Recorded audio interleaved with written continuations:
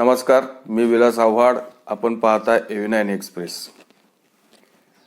राज्यामध्ये वाचाळवीरांची संख्या अतिशय मोठी आहे आणि या वाचाळवीरांच्या बाबतीत 2-3 दिवसापूर्वी राज्याचे उपमुख्यमंत्री अजित पवार यांनी काही सूचक विधानं केलेत आणि त्यांना ज्या काही बाईटमधून सांगायचं होतं त्यांनी सांगितलं की या वाचाळवीरांवर लोकांनी पण लक्ष देऊ नये आणि वाचाळवीरांनी काही संयम पाळला पाहिजे, बोलताना मर्यादा राखल्या पाहिजे. त्याच्यामुळं विनाकारण वाद निर्माण होतात. यांनी काय बोलला, मग पत्रकारांनी त्याच्या तोंडामध्ये माईप खोसायचा, तो काय बोलला का त्याचं घेऊन हे करायचं. फक्त कोंबड्या झुंजवायचं काम मराठी माध्यमं सुद्धा करत असतात. याच्या संबंधी अजित पवारांनी व्यवस्थितपणे जे काय बोलले ते अतिशय योग्य आहे. पण त्याच्यामध्ये वाचाळवीरांमध्ये जी काही संख्या आहे ते आपल्याकडं वाचाळवीर किंवा विश्वप्रवक्ते संजय राऊत असतील, सुषमा अंधारे असतील किंवा विरोधी पक्षनेते अंबादास दानवे, विरोधी पक्षनेते विजय वडेट्टीवार, हे सगळे वाचाळवीर यांच्या संबंधितच बोलले असतील असा आपण एक अंदाज करायचा.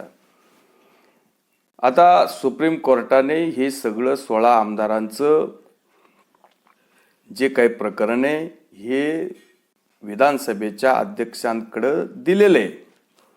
आता विधानसभेच्या अध्यक्षांनी याच्यावर 31 डिसेंबरपर्यंत ही सुनवाई संपवायची आहे आणि त्याच्यानंतर विधानसभेच्या अध्यक्षांनी अपात्रतेच्या यावर निकाल द्यायचा आहे.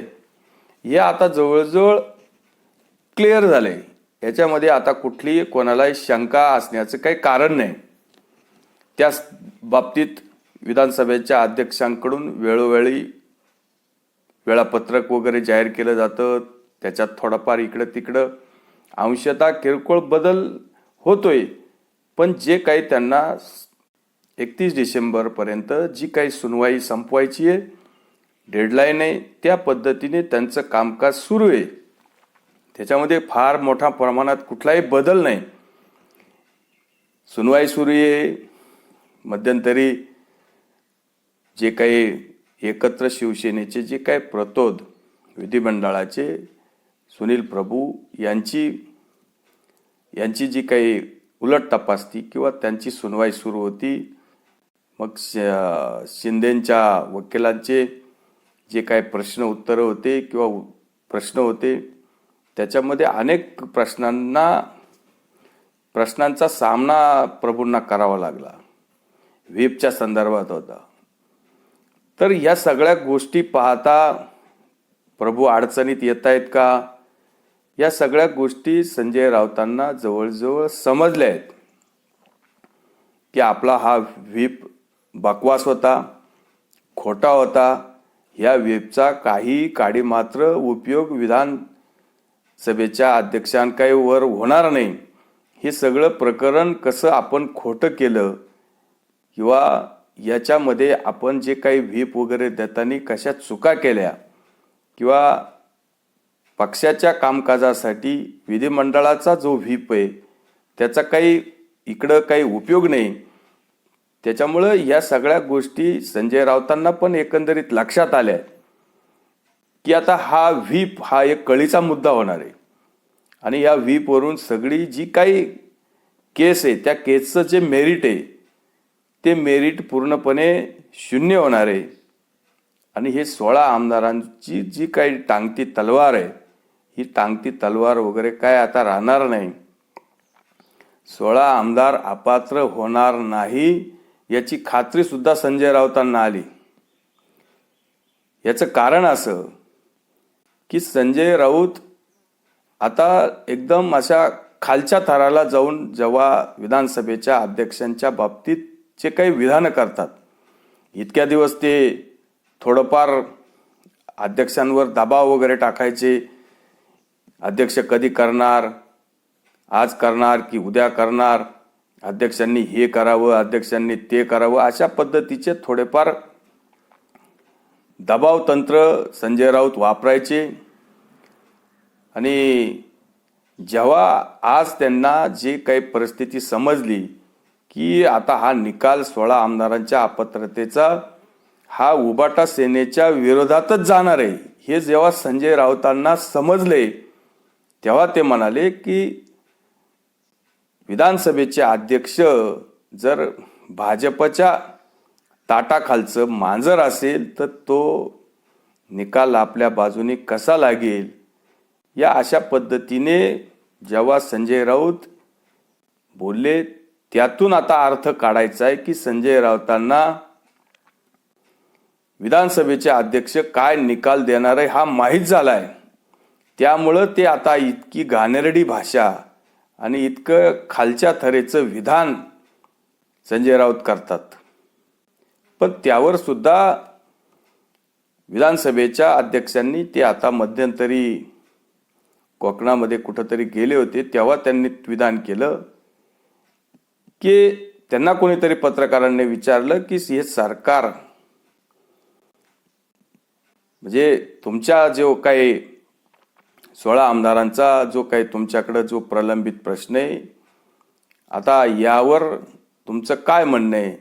जर हे अपात्र झाले तर 16 आमदार जर अपात्र झाले तर सरकार पडेल का.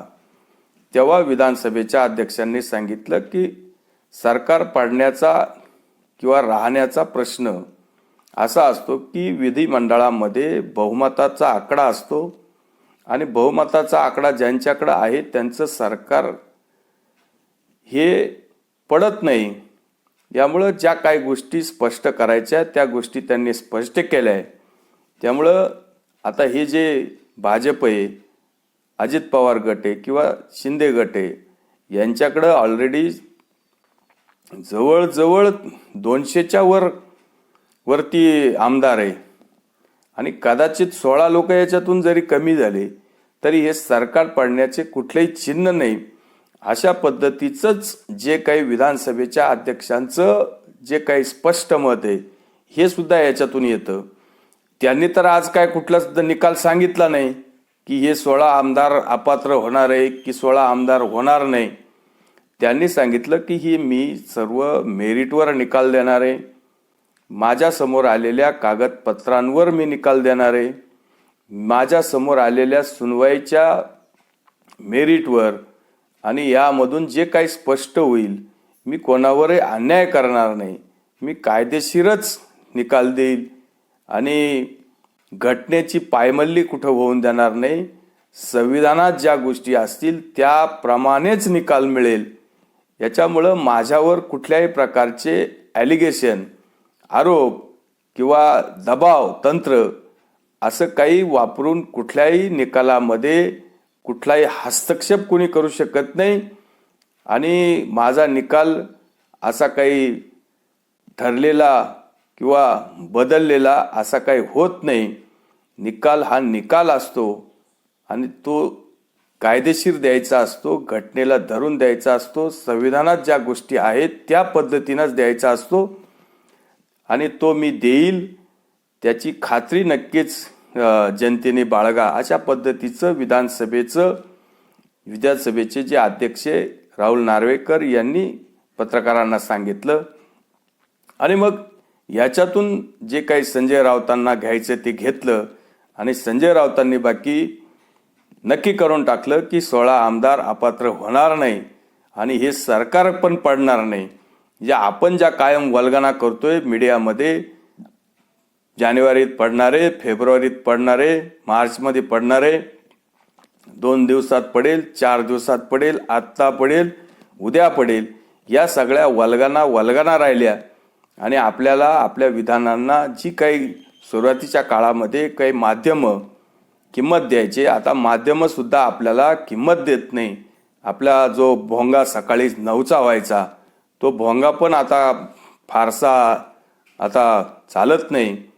मराठी माध्यमं सुद्धा आपल्याला कंटाळलेली दिसतात, आपल्याकडं बाईट घ्यायला कमी येतात.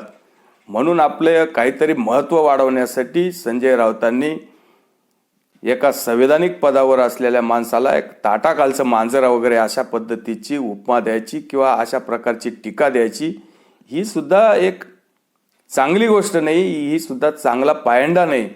त्यामुळं निकाल आज आला नाही, निकाल येणार आहे, ते काय निकाल देणार आहे काय देणार नाही ह्या सगळ्या शक्यता आहे.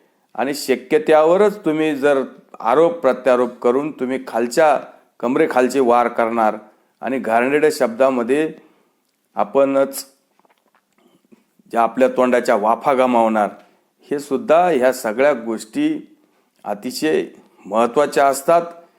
आणि संजय राऊतांना कुणी आता गंभीर घेत नाही. संजय राऊतांचं सुद्धा शिवसेनेमध्ये, त्या उभाटा सेनेमध्ये काडीची किंमत त्यांना आता राहिलेली नाही. त्यांनी शिवसेनेचं अख्खं वाटोळं केलं. हे सुद्धा उभाटा सेनेच्या जे काही राहिलेले शिल्लक जे कुणी शिवसैनिक असतील त्यांच्या पण लक्षात आले की यांच्यामुळं अख्ख्या पक्षाची वाताहत झाली. आणि या सगळ्या गोष्टी लोक चर्चेतून माध्यमातून बघत असतात. तुर्तच आपण थांबतोय. व्हिडिओ आवडला असेल तर लाईक करा, शेअर करा. धन्यवाद.